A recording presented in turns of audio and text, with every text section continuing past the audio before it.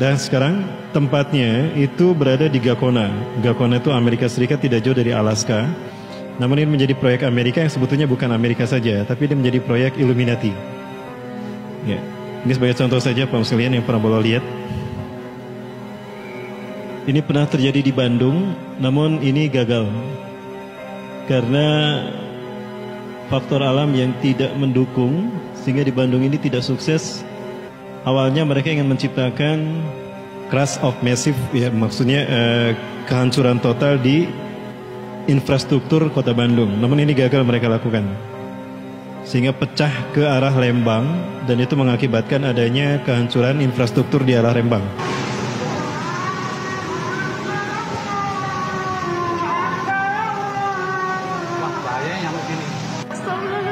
Nah, kalau dilihat dari bawah seperti ini,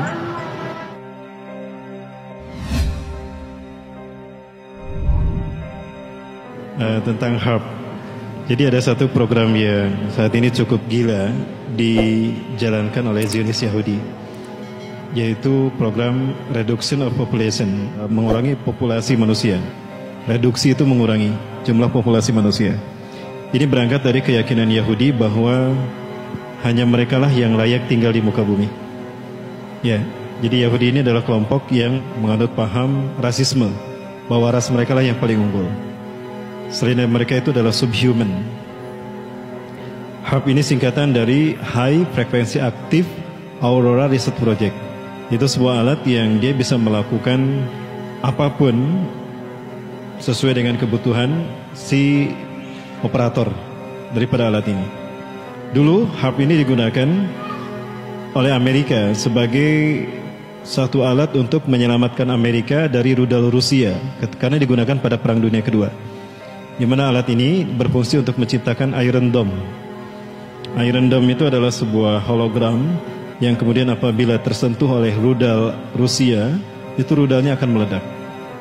Dan itu ada beberapa lapis gitu, ada lapis 1, lapis 2, lapis 3. Itu Iron Dome-nya. Nah, namun belakangan seiring dengan kemajuan sains dan teknologi, HARP ini kemudian menjadi multifungsi. Dia memiliki fungsi apapun. They can create the weather control, bisa mengontrol cuaca, bisa menciptakan cuaca ekstrim di musim yang berlawanan, bisa menciptakan gempa bumi, ya, dan juga bisa menciptakan hologram untuk memanipulasi informasi, bahkan untuk menghipnotis manusia dalam jumlah yang massal. Itu HARP. Ya, itu jadi multifungsi. Dan sekarang nanti saya perlihatkan yang dari jauh seperti apa bentuknya. Ini perbuatan HARP. Karena untuk iklim dan cuaca Bandung ini tidak memungkinkan ini terjadi secara alami. Dan gilanya ternyata ini merupakan bagian dari program PBB. Yang tadi saya sampaikan, bahwa ini merupakan bagian dari proyek PBB untuk mereduksi jumlah manusia. Pada akhirnya nanti akan mencapai 500 juta saja penduduk di muka bumi. Itu harus Yahudi semua. Nah, ini pecah. Pecahnya sampai ke Jalan Ciamplas, kemudian sampai ke Lembang. Malam jalannya pecah. Saya perlihatkan yang ada di Cimahi. Seperti yang tadi, ya masih seperti yang tadi. Ini kita lihat dari jarak jauh. Kita lihat dari jarak jauh. Para mulai perhatikan betul bentuknya seperti apa.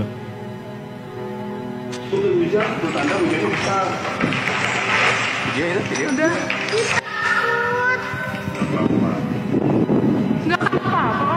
Enggak Pak.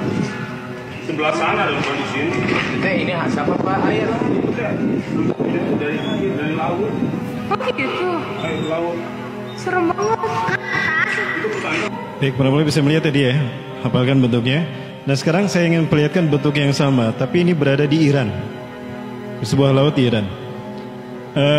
Bagi kita mungkin masuk di akal jika hutan dibakar atau perumahan dibakar, masuk di akal karena ada sesuatu media yang bisa terbakar. Tapi kalau laut dibakar, masuk di akal tidak? Tidak masuk di akal. Tapi itulah yang terjadi. Walaupun sebetulnya memang ada satu alat, ada satu zat kimia yang bisa membakar air. Dulu saya pernah melakukan, dulu waktu masih studi, ada habis praktikum, ada natrium, saya iseng sembunyiin dari guru saya, ya. Ketika selesai acara praktikum, saya ambil natrium tadi dilinting-linting, saya tap tangan pakai perantara ya. Maksudnya saya pakai sarung tangan, kemudian saya masukkan tisu basah, saya lemparkan ke air, itu terbakar. Ya, ini yang dilakukan oleh Harb ke Persia. Dan ini yang terjadi penuh sekalian. Jadi laut dibakar. Bagi kita tidak masuk di akal, tapi ini yang mereka lakukan. Ini dilakukan oleh seseorang yang melakukan penelitian tentang gempa bumi, karakter gempa bumi yang ada di Persia dan terjadi beberapa hari. Ya, dan ini sudah ada klipnya.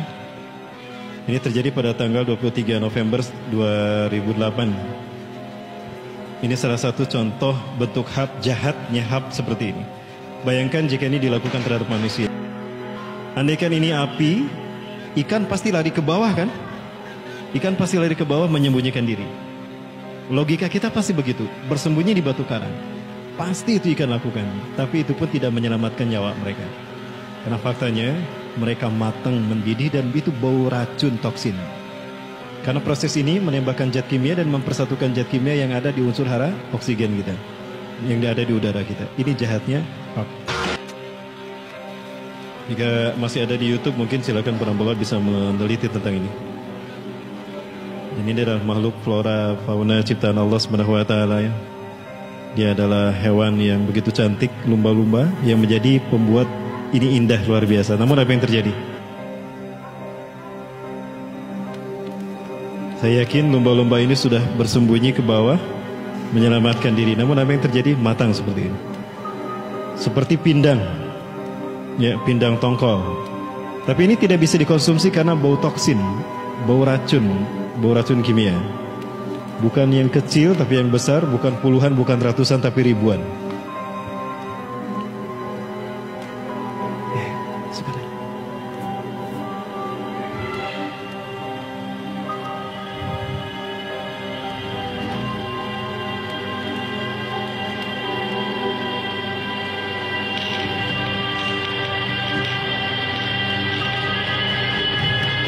Nah, adakah PBB menghukum Amerika telah melakukan kehancuran, kerusakan pada satwa, flora dan fauna, ekosistem? Tidak ada. Karena Amerika adalah bagian daripada PBB itu sendiri. Ya, veto, bukankah veto Dewan Keamanan PBB ada di tangan Amerika? Dan veto Amerika lebih kuat dari veto The Big Five yang lain, peramba Allah.